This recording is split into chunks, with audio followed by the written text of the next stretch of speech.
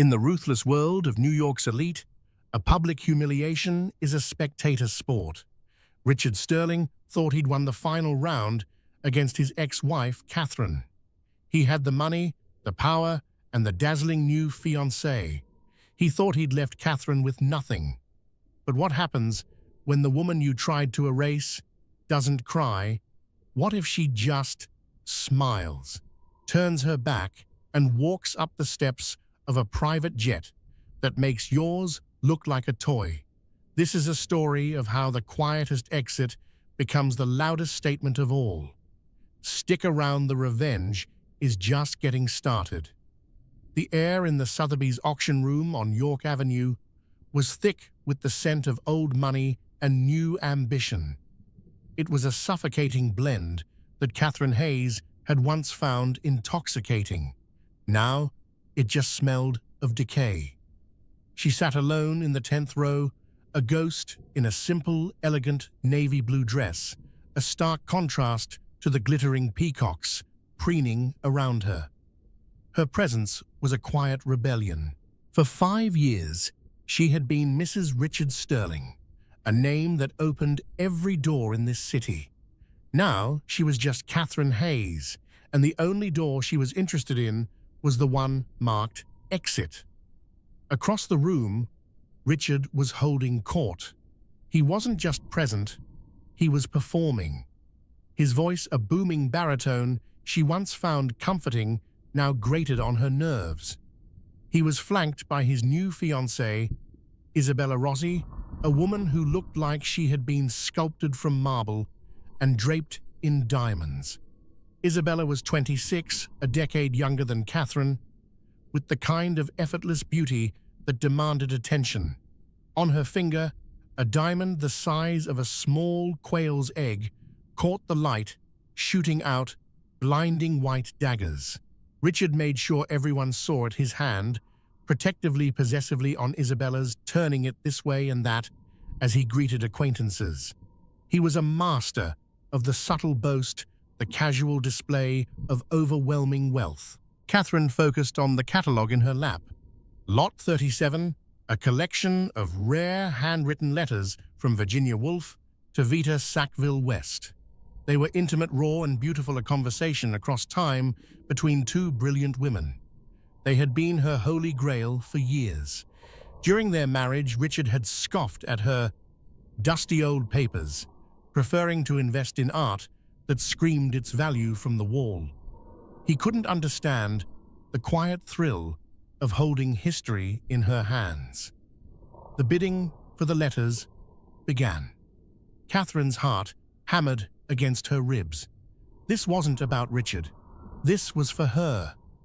She raised her paddle. The numbers climbed, fast and furious. It was a duel between her and a man in the front row with a slicked-back ponytail. Finally, the ponytail man shook his head. The auctioneer's gaze fell on Catherine. "Sold," he was about to say, when a new voice, loud and clear, from the back of the room, cut through the tension. 200,000. Every head turned. It was Richard. He hadn't even been paying attention. He was looking directly at Catherine, a cruel, triumphant smirk playing on his lips. Isabella giggled, a tinkling, artificial sound. Catherine's blood ran cold. He was doing this purely to spite her. He knew what these letters meant to her. It was a power play, a public humiliation. She took a deep breath, straightened her spine, and raised her paddle again. 225,000. Richard laughed, a short, sharp bark. 300,000. The room was silent now, all pretense of polite chatter gone. It was a spectator sport, the ex-wife versus the new fiancé's champion. Catherine's savings could cover this, but it would be a stretch. This was no longer about the letters. It was about drawing a line in the sand. 350,000, she said, her voice betraying a slight tremble. Richard's smirk widened. He didn't even say the number. He just nodded to the auctioneer. The auctioneer, a man named David Abernathy, who had known them both for years, looked uncomfortable. 400,000 to Mr. Sterling. Catherine looked at Richard. He was a predator, toying with his prey. He was enjoying this. He wanted to see her break. He wanted her to retreat defeated.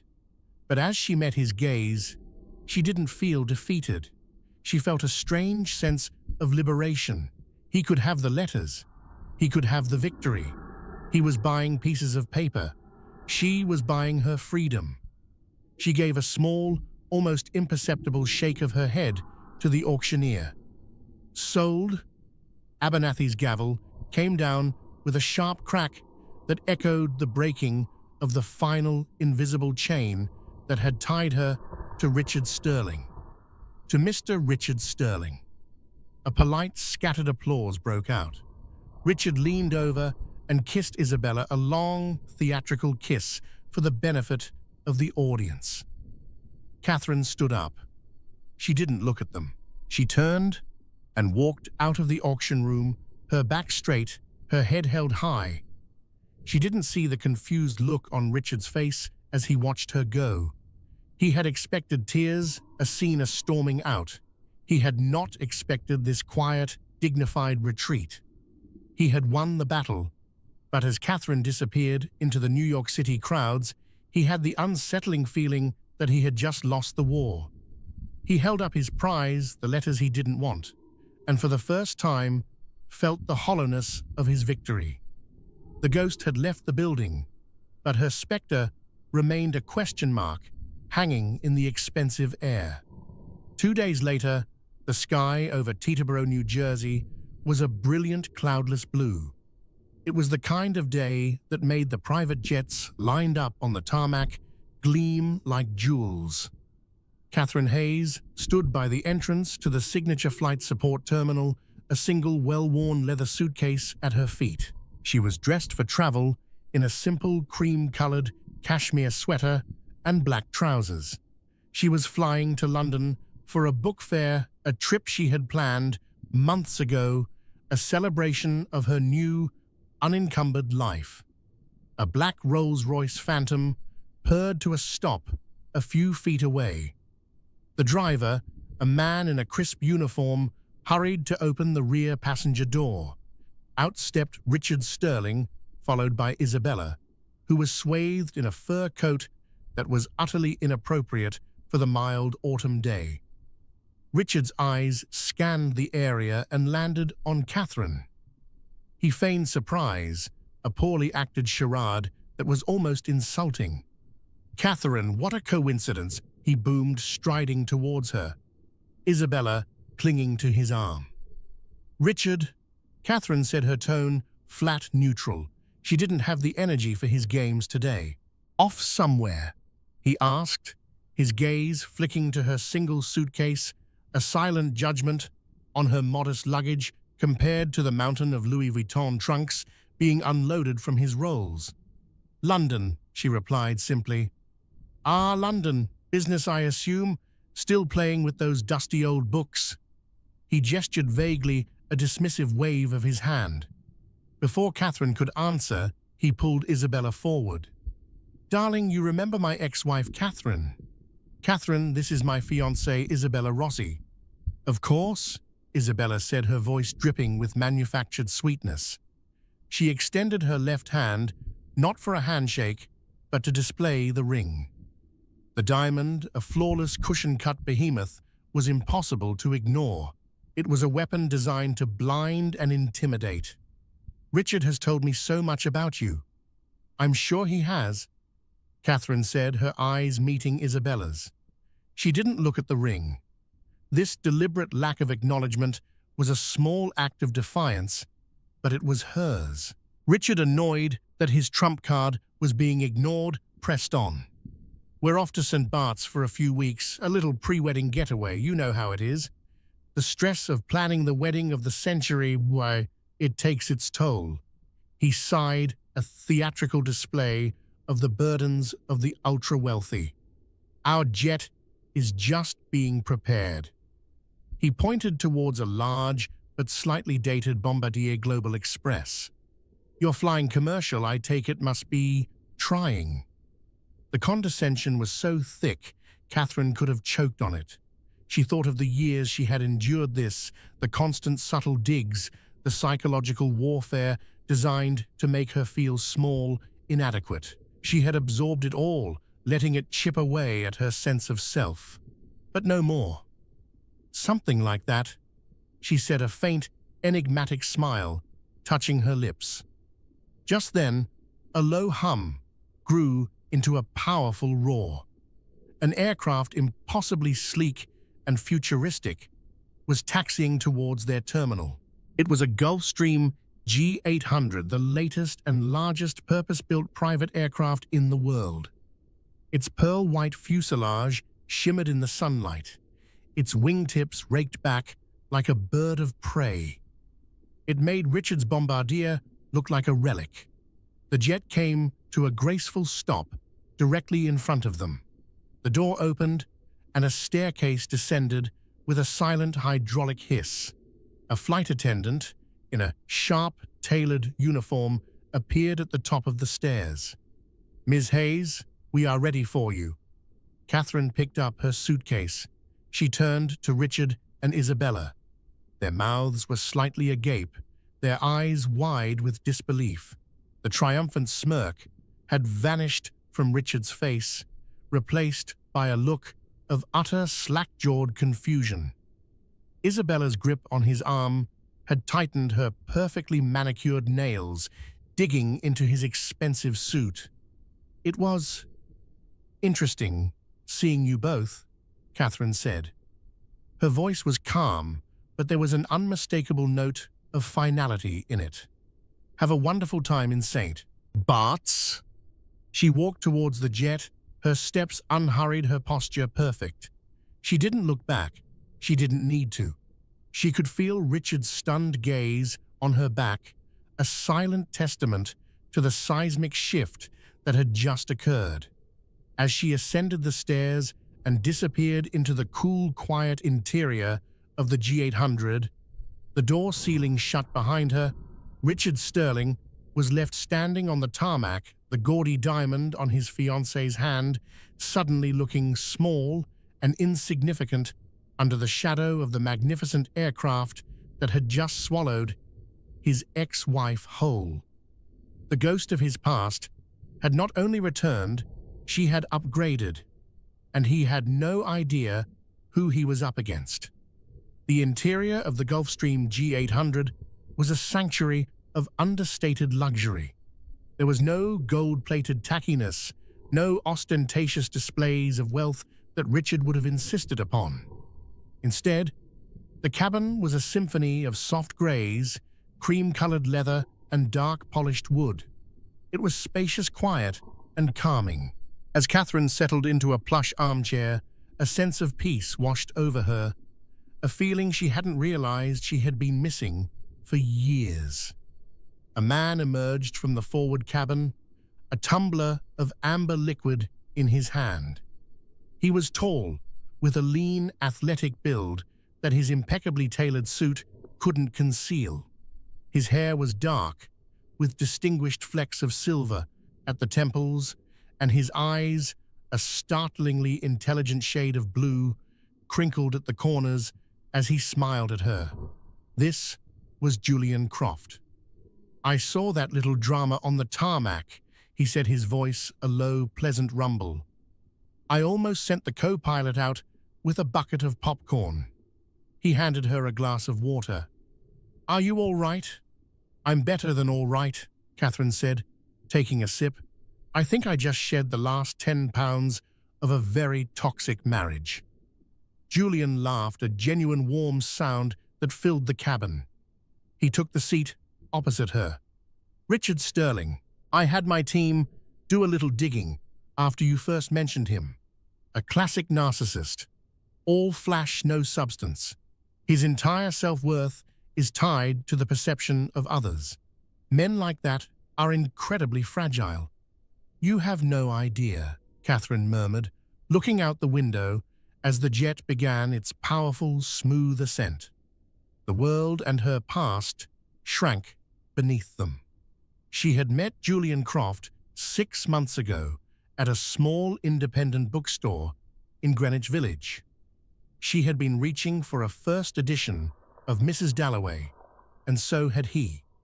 They had struck up a conversation, a real conversation, about books, art, and the quiet joys of a life lived outside the spotlight. He had introduced himself as Julian, a consultant. It was only weeks later, after a series of long dinners and walks through Central Park, that she discovered consultant was a massive understatement. Julian Croft was the founder and CEO of a global technology firm that specialized in data security and artificial intelligence. He was a billionaire, but he wore his wealth like a comfortable, well-worn coat, not a suit of armor like Richard. He was fiercely private, rarely photographed, and his name was more likely to be found in the footnotes of academic journals than in the gossip columns. He was flaunting his fiancée's ring, Catherine said, a small wry smile on her face.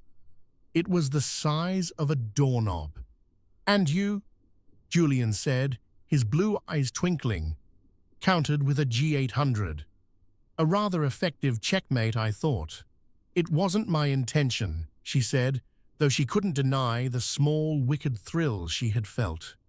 "But I'm not going to pretend it wasn't satisfying." "Good," Julian said. "You've spent too long diminishing yourself to make a small man feel big. That chapter is over." He reached across the table and took her hand. His touch was warm, firm, and reassuring. "How are the Virginia Woolf letters?" Catherine's heart sank a little. "He bought them. Outbid me at the Sotheby's auction. It was a deliberate act of cruelty." Julian was silent for a moment, his expression unreadable. "I see." He took a sip of his drink. "Well, perhaps it's for the best. Sometimes you have to let go of old things to make room for the new." He changed the subject, steering the conversation towards the London Book Fair, asking her about the dealers she was excited to meet, the lectures she planned to attend. He listened, truly listened, his attention focused entirely on her. It was this more than the private jet or the limitless resources at his disposal that was the true measure of the man. He saw her, the real her, the woman who loved dusty old books and quiet afternoons. With Richard, she had been an accessory, a beautiful object to be displayed. With Julian, she was a partner. As they flew east, chasing the sun, Catherine felt a profound sense of rightness. The turbulence of her past was finally smoothing out into clear, open skies. She was no longer a ghost at someone else's feast. She was the guest of honor at her own. She leaned her head back against the soft leather, the hum of the powerful engines, a lullaby of her new life. And for the first time in a very long time, she felt completely and utterly safe. The man in the jet was not just her billionaire boyfriend. He was her safe harbor, the quiet, steady anchor in the storm she had just escaped. And together, they were flying towards a future she was finally excited to embrace. Richard Sterling stood on the tarmac at Teterboro, long after the Gulfstream G800 had become a silver speck in the vast blue sky. The roar of its engines had been replaced by a ringing in his ears. The triumphant high from the auction, the smug satisfaction of flaunting his wealth, had evaporated, leaving a bitter, metallic taste in his mouth. "Richard, darling, are we going?" Isabella's voice, usually a melodic purr, was sharp, impatient. The pre-wedding glow had been replaced by a pout. Her perfect St. Bart's vacation was being delayed. "What was that?" Richard muttered, not to her but to himself. "Whose jet was that?" "How should I know?" Isabella snapped, pulling her ridiculous fur coat tighter around her. "Does it matter? It's probably a rental." She's probably shacking up with some vulgar new money type to pay her bills. But Richard knew it wasn't a rental. He had seen the discreet custom logo on the tail fin, a stylized C intertwined with a J. That was a private insignia. That was ownership. And the G800, he knew what those cost. The base model was nearly $80 million. With custom interiors, you were pushing $100 million. That wasn't new money. That was a different stratosphere of wealth, a level that made his own considerable fortune feel pedestrian. The flight to St. Bart's was tense. Richard was silent, staring out the window, replaying the scene at the airfield over and over in his mind. Catherine's calm, her enigmatic smile, her complete and utter lack of intimidation. It was as if she was a different person. The quiet, accommodating woman he had divorced, the woman he had so easily crushed at the auction, was gone. In her place was this cool, confident stranger who boarded $100 million jets as if she were hailing a taxi. As soon as they landed and checked into their beachfront villa at the Eden Rock, Richard was on the phone. He called his PI, a former NYPD detective named Sal Moretti. "Sal, I need you to find something out for me," Richard said, pacing the marble floors of the villa. "A Gulfstream G800 tail number. I didn't get it, but it had a custom logo on the tail, a J and a C intertwined. A G800. That's a big bird, Richard. Not many of those around," Sal said. "What's this about?" "My ex-wife was on it." Richard said the words, tasting like ash. "Catherine, I thought she was, well, you know." "Yeah, well, apparently not," Richard grumbled. "Find out who owns it, and find out who she was with. I want a name, Sal. I want to know everything." The wait was agonizing. Richard tried to play the part of the doting fiancé, taking Isabella to designer boutiques in Gustavia and to dinner at Benito, but his heart wasn't in it. His mind was elsewhere, consumed by the mystery of Catherine and her new life.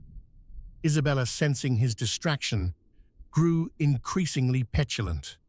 "Richard, are you even listening to me?" she complained over a plate of ridiculously expensive lobster. "I was talking about the seating chart for the wedding. We can't put my mother next to your Aunt Carol, not after the incident at the engagement party." "Fine, whatever you want, Isabella," he said, waving his hand dismissively as he checked his phone for the 10th time that hour. The call from Sal came 2 days later. Richard was sitting by the infinity pool, a cocktail sweating in his hand. "I have a name for you, Richard," Sal said, his voice grim. "But you're not going to like it." "Just tell me," Richard snapped. "The jet is registered to a shell corporation, but the beneficial owner is a man named Julian Croft." The name meant nothing to Richard. Julian Croft. Who the hell is Julian Croft? He's the founder and CEO of a company called Helios AI. They're a global tech firm. Data security, artificial intelligence, government contracts. He's very, very private. Almost a ghost.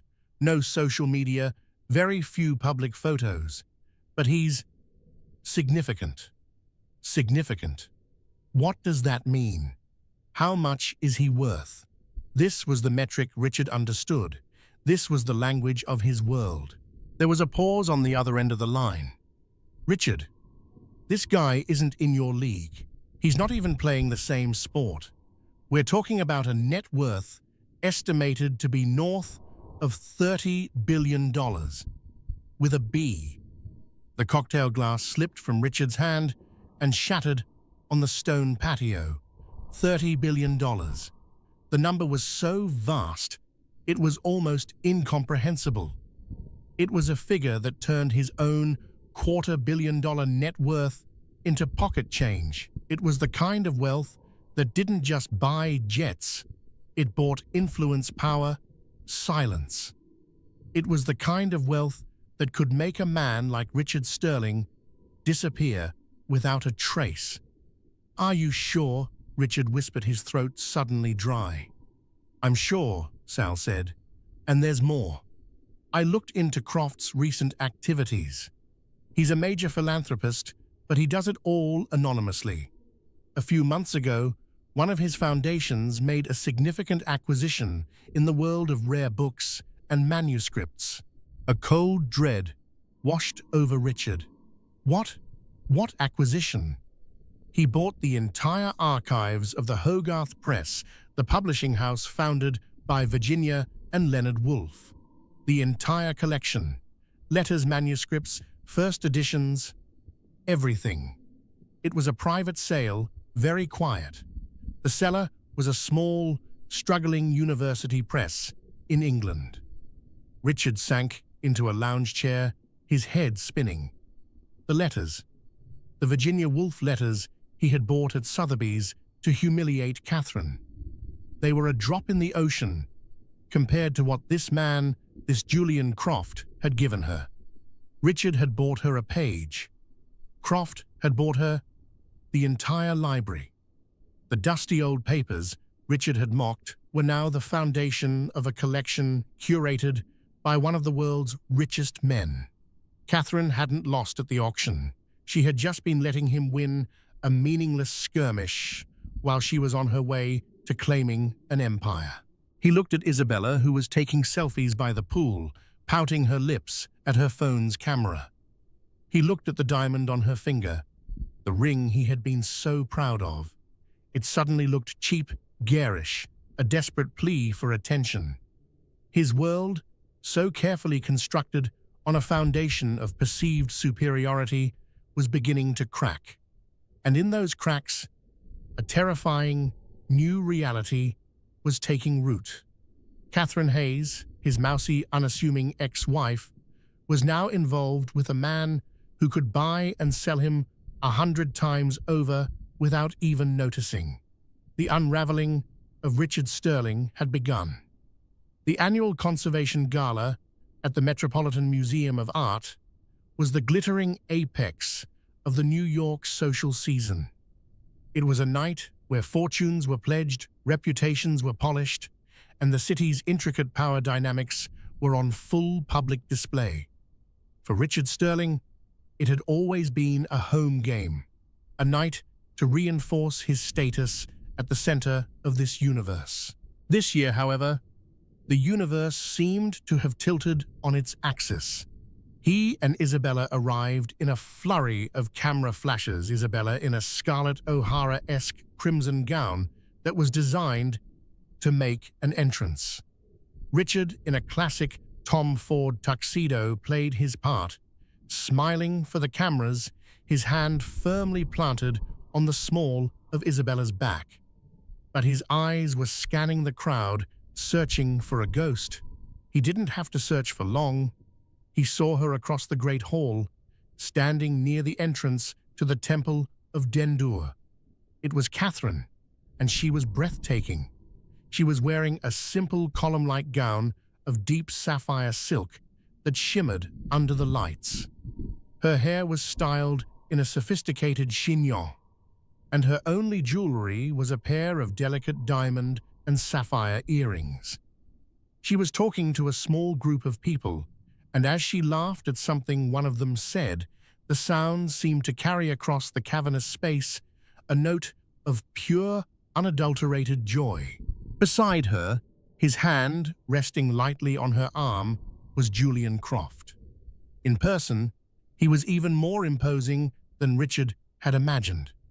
He radiated a quiet intensity, a stillness that was more powerful than Richard's practiced bravado.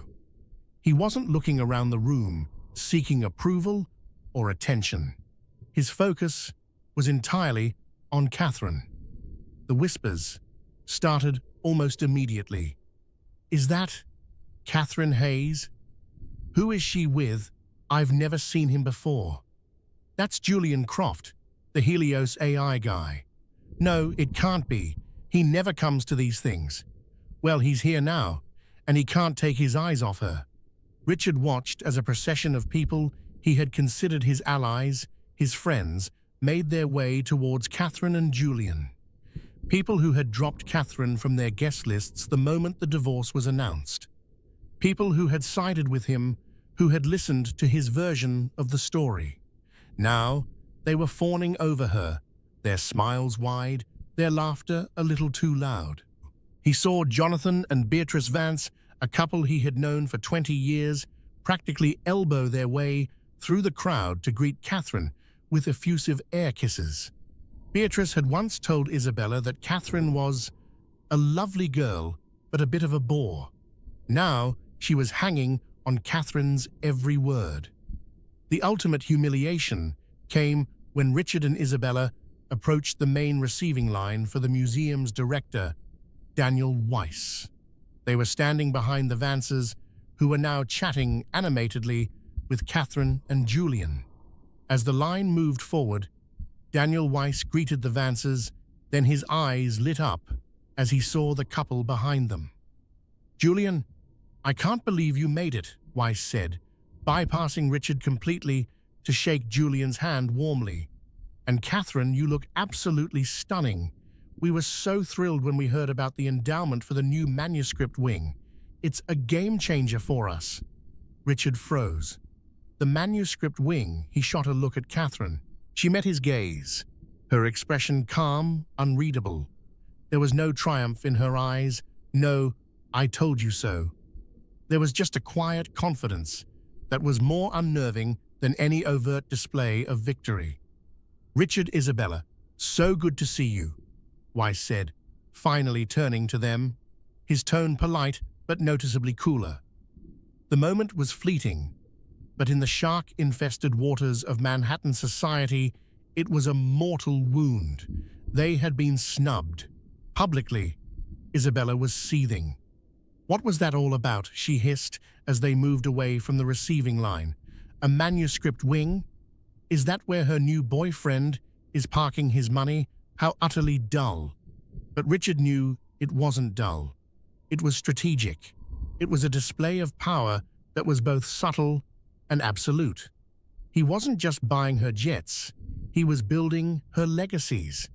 He was immortalizing her passion in the stone and glass of the world's most famous museum. What could Richard's diamond ring compete with that?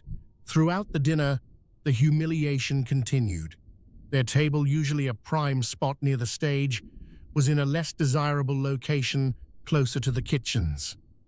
From across the room, Richard could see Catherine and Julian seated at the director's table, flanked by senators, artists, and titans of industry. He watched as Julian leaned over and whispered something in Catherine's ear, making her laugh. The intimacy of the gesture was a knife in Richard's gut. He was losing. He was losing a game he hadn't even known he was playing. His wealth, his status, his beautiful fiancée, the pillars of his identity, were proving to be a house of cards in the face of Catherine's new reality. He had thought he had erased her, but instead, she had been reborn stronger, more radiant, and powered by a force he could not comprehend or compete with. The whispers at the Met were a death knell for the world he had known. The ghost of his past was now the queen of the ball, and he was just a spectator in the cheap seats watching her coronation. The days following the Met Gala were a slow-motion nightmare for Richard Sterling. His world, once a glittering fortress of his own making, was being dismantled brick by brick. The story of his public snubbing had become a cautionary anecdote whispered over cocktails at the Bemelman's bar and dissected at lunches at La Goulou. Business associates who once clamored for his time now had secretaries who informed him they were in meetings indefinitely. He was a ghost in his own life, haunting the edges of a world that no longer wanted him. His relationship with Isabella crumbled under the pressure. Her affection had been transactional, a currency exchanged for the status he provided. With his social capital plummeting, she had become openly contemptuous. The wedding planning devolved into a theater of cruelty. Are you sure you can still afford the custom-built ice sculpture of two swans kissing? She asked one evening, her voice dripping with venom as she browsed a bridal magazine. They were in their cavernous Fifth Avenue apartment, which suddenly felt less like a palace and more like a gilded cage. Perhaps we should scale back. We don't want to look desperate. It's so unbecoming. The final fatal blow came 2 weeks after the gala. Richard was banking on a merger with a rival firm, a deal that would have been a lifeline, a public declaration that he was still a player. The CEO, a man named Marcus Thorne, with whom he'd shared cigars and golfed for years, called him personally. "Rich, bad news," Marcus said, his voice strained with false sympathy. The board's got cold feet, unforeseen market volatility. But Richard heard the truth in the silence between the words. Marcus's wife, a formidable woman who chaired 2 museum boards, had been at Daniel Weiss's table at the Met. She had witnessed his humiliation firsthand. It wasn't market volatility, it was social contagion. He was toxic. A black venomous rage began to boil in his gut. It was a potent cocktail of wounded pride, consuming jealousy, and a bizarre, twisted sense of ownership over the woman at the center of it all. Catherine.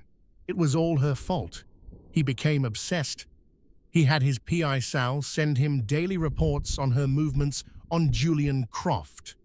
He learned that Croft had not only bought her the Hogarth Press archives, but had also established a fellowship in her name at Columbia University for the study of modernist literature. Each new detail was another twist of the knife. Driven by this corrosive fury, he did something he knew was reckless. He found out where she was living. It wasn't hard. The entire city was buzzing about the triplex penthouse Julian Croft had recently purchased at 220 Central Park South, the so-called billionaire's bunker. He went there on a Tuesday afternoon, a man on a mission of self-destruction. In the taxi ride downtown, he rehearsed his speech, a tirade of accusations and blame. When he arrived, he strode into the limestone-clad lobby, a place of hushed, intimidating wealth. The doorman, a man he would have once tipped $100 without a thought, regarded him with cool indifference. "I'm here to see Catherine Hayes," Richard announced, his voice a little too loud. "Is she expecting you, sir?" the doorman asked, not moving. "We're old friends." Richard bluffed the words, tasting like acid. He flashed a Patek Philippe watch like a badge of honor, but the doorman was unimpressed. Richard's name, it seemed, was no longer a key that opened all doors. He was forced to use a connection, calling a friend on the building's board to be allowed up. The humiliation of it stoked his rage even further. He rode the private elevator, its walls lined in brushed bronze, his heart pounding a frantic, angry rhythm. The ascent was silent smooth and felt like a journey to his own execution. When the doors opened directly into the apartment's foyer, he was momentarily stunned into silence. The space wasn't just large. It was a testament to a level of taste and wealth he'd only ever pretended to have. The marble floors were a seamless expanse of white, veined with subtle gray. The floor-to-ceiling windows framed Central Park like a living masterpiece. The art on the walls was quiet but significant, a small, pensive Rothko, a delicate Twombly. There was no gold, no glitz, none of the gaudy, look-at-me decor he favored. It was the home of someone who didn't need to shout about their money. And there, standing in a pool of afternoon sun, was Catherine. She was arranging a simple bouquet of white tulips in a vase, and she didn't look surprised to see him. She just looked weary. "Richard," she said, her voice devoid of emotion, "you shouldn't be here. I needed to talk to you, Tick." he snarled, striding into the room. "What is this, Catherine? What are you doing?" "I'm arranging flowers," she replied, her preternatural calmness infuriating him. "Don't play dumb with me," he exploded, his voice cracking. "This," he gestured wildly, his arm encompassing the whole panoramic view. "The jet, the gala, this palace, in the sky. Who are you?" "You are my wife. You were a librarian's daughter from Ohio. I found you. I made you. You were perfectly happy with a book and a cup of tea."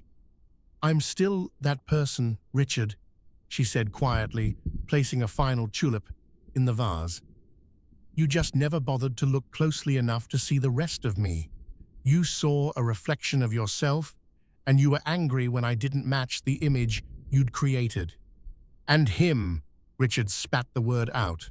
"This Julian Croft, you leave me, and you immediately find one of the richest men in the world. Is that what this was all about? Were you planning this all along? Playing the mousy little bookworm while you waited for a bigger fish?" Catherine finally put down her garden shears and turned to face him fully. Her eyes, which he had once thought of as merely pretty, were now blazing with a cold fire he had never seen before. "No, Richard, that's your playbook, not mine. You're the one who equates a person's worth with their bank balance. I fell in love with a man who listened to me, who respected me, who saw me as an equal. His wealth is incidental. It's his character that I love." "Character?" Richard laughed, a harsh, ugly sound. "You think he has character, men? Like that don't get to where they are by being nice guys. They're sharks, Catherine, just like me." "You're wrong," she said, her voice dropping to a near whisper that was more chilling than a shout. "He's nothing like you." She took a step closer, and for the first time, Richard felt a flicker of actual fear. "And speaking of character, I think it's time we had an honest talk about yours." She walked over to a sleek, minimalist desk and picked up a slim, leather-bound folder. "Julian's people, as you would call them, are very thorough. When he fell in love with me, he became concerned about you. Not as a rival, but as a threat. So they did a little digging into our marriage, into our finances." She opened the folder. "Do you remember the Sterling Opportunities Fund, the private investment fund you started during our last year together? The one you told me was too complicated for me to understand?" Richard's blood ran cold. "That's none of your business. It became my business when you forged my signature on the incorporation documents, making me a liable partner without my knowledge," Catherine said, her voice like ice. "It became my business when you used it as a shell to illegally hide marital assets from our divorce settlement. And it became my business, Richard, when you used it to commit insider trading based on confidential information you wheedled out of my father's oldest friend at the SEC, a dear man you knew I trusted implicitly." She slid a document across the polished surface of the desk. It was a copy of a wire transfer from the Sterling Opportunities Fund to an offshore account dated 2 days before a major corporate acquisition was announced. A transaction Richard had thought was buried under layers of corporate deceit. "This is a copy," she said, her voice steady and clear. "The originals, along with a sworn affidavit from your former accountant, a man you fired without severance last year who was more than happy to talk, are with the SEC. They are very interested in your complicated fund. The merger you were so excited about, it didn't fall through because of market volatility. It fell through because Marcus Thorne was given a friendly, anonymous warning that he was about to merge with a man under active federal investigation." Richard stared at the paper, his world collapsing in on itself. The bravado, the anger, the jealousy, it all drained away, replaced by a cold, sickening dread. He had been so focused on Catherine's new life, on the man she was with, that he had never considered that they might be looking back at him with a high-powered telescope. He had seen her as a ghost to be haunted, not a force to be reckoned with. "Why?" he whispered, his voice cracking the sound, pathetic even to his own ears. "Why are you doing this?" Catherine looked at him not with hatred, but with a kind of profound, sad finality. "You could have just let me go, Richard. You could have taken your petty victory at the auction and your new life and just walked away. But you couldn't. Your ego wouldn't allow it. You had to try and crush me one last time. You had to prove you were the winner. Well, congratulations. You've won. You've won an SEC investigation, the end of your engagement, and the complete and utter destruction of the reputation you worked so hard to build." She walked past him towards the window overlooking the park, turning her back on him for the last time. "The doorman will show you out. Goodbye, Richard." He stood there for a long moment, a statue in the ruins of his own life, before turning and walking towards the elevator, a defeated man, finally truly understanding the meaning of the word loss. He had not just lost his wife, he had lost himself in the process. The confrontation was over, and there was no doubt who had emerged the victor. The Mediterranean sun was a warm liquid gold blanket on Catherine's skin. She was lying on a plush lounger on the deck of the Ataraxia Julian's magnificent 200-foot sailing yacht as it cut a silent, graceful path through the turquoise waters of the Aegean Sea. The name, she had learned, was the Greek philosophical term for a state of serene calmness, of being undisturbed by life's chaos. It was a perfect description of her life now. It had been 6 months since the confrontation in the penthouse, 6 months since Richard had walked out of her life and into the ruins of his own. The fallout had been swift and brutal, a public spectacle that Catherine had watched from a quiet distance. The SEC investigation had become front-page news, with the Wall Street Journal running a series of articles detailing the Sterling Opportunities Fund scandal. They painted a damning portrait of a man consumed by greed and arrogance. Isabella, in a move of breathtakingly predictable self-preservation, had fled the sinking ship. Her publicist issued a statement, dripping with faux sincerity, announcing the end of the engagement due to irreconcilable differences in personal ethics. The statement went on to detail Isabella's newfound commitment to philanthropic causes that support transparency and female empowerment. The last Catherine had heard Isabella was being photographed on the arm of a minor European royal with a storied title and notoriously empty pockets. She had traded one form of currency for another. Richard, stripped of his company, his fiancée, and his reputation, had been forced to sell his assets at fire sale prices to cover his legal fees and fines. The Bombardier jet, the Rolls-Royce, the Fifth Avenue apartment, all were gone, liquidated to pay for his hubris. He had retreated from public life, a disgraced footnote in the annals of New York society. Catherine felt no joy in his downfall, only a quiet, sad sense of inevitability. He had built his life on a foundation of sand, and it had been washed away by a tide of his own making. Julian emerged from the cabin, a tray in his hands, bearing 2 glasses of chilled white wine and a small plate of figs and cheese. He sat down beside her, his presence a comforting warmth that had become the anchor of her world. "A message came through for you on the satellite comms," he said, handing her a glass. "From David Abernathy at Sotheby's." Catherine raised an eyebrow. "Oh, I thought I was off his list of high-value clients." Julian's eyes twinkled with amusement. "Apparently you're back on it. It seems a certain collection of Virginia Woolf's letters to Vita Sackville West are back on the market. The previous owner defaulted on his payment." he let the statement hang in the warm air. Abernathy was wondering if you were still interested.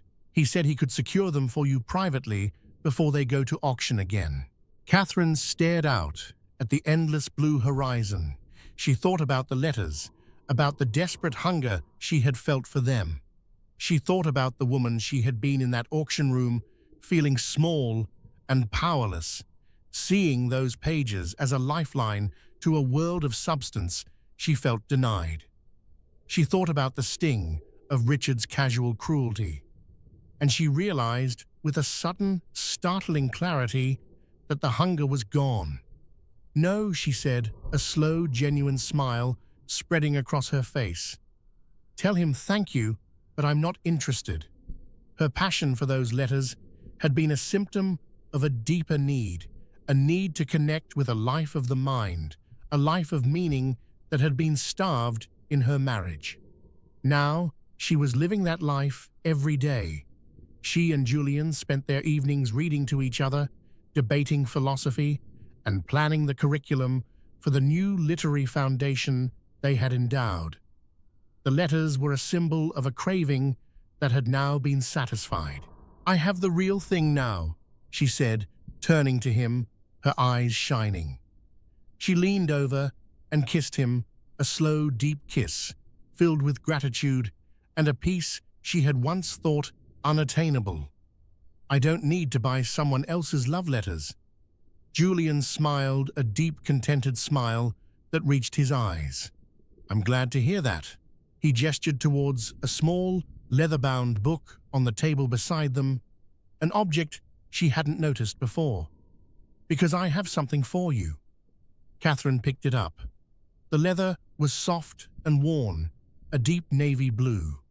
There was no title on the cover, only a small embossed C in the bottom corner. She opened it. Inside, on the first page, in elegant, familiar handwriting, were the words, "The collected thoughts of Julian Croft, on first meeting Catherine Hayes and thereafter." She looked up at him, her eyes wide with surprise and overwhelming emotion. "You wrote this?"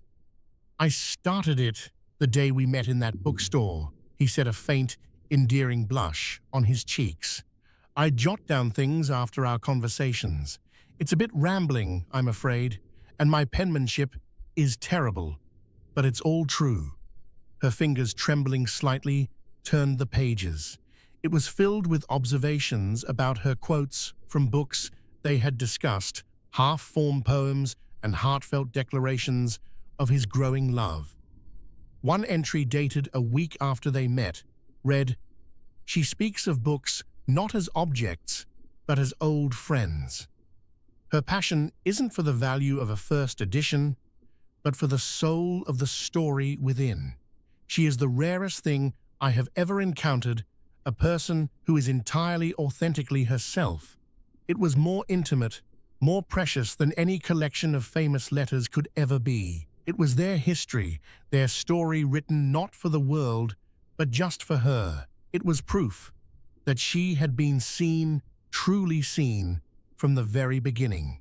Tears welled in her eyes, blurring the ink on the page. But they were not the tears of sadness or humiliation she had once known so well. They were tears of pure, cleansing joy. The ghost of her past was finally completely gone. The auction, the ring, the drama, it all felt like it had happened to someone else in another lifetime. She closed the book and held it to her chest as if it were the most valuable thing in the world, and to her, it was. She looked out at the endless expanse of the sea, at the horizon, where the blue of the water met the blue of the sky. It was a vista of infinite possibility. She had her own letters now, her own story, her own quiet, unshakable love. This was her new beginning, and it was more beautiful than anything she could have ever dared to imagine.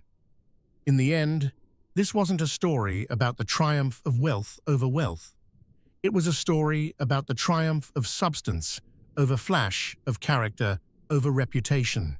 Catherine Hayes didn't need a billionaire to save her. She needed to save herself, to remember the woman she was before the world told her who she should be. Julian Croft wasn't her rescuer. He was the partner she deserved, a man who valued her mind more than her appearance, her passion more than her pedigree. Richard Sterling's empire crumbled because it was built on ego and illusion. Catherine's new life is flourishing because it's built on the bedrock of authenticity, respect, and a love that is as deep and as real as the sea. What did you think of Catherine's ultimate revenge? Let us know in the comments below. If you love stories of dramatic twists and ultimate vindication, make sure to hit that like button, share this video with someone who needs a reminder of their own worth, and subscribe for more tales of love loss and sweet, sweet karma.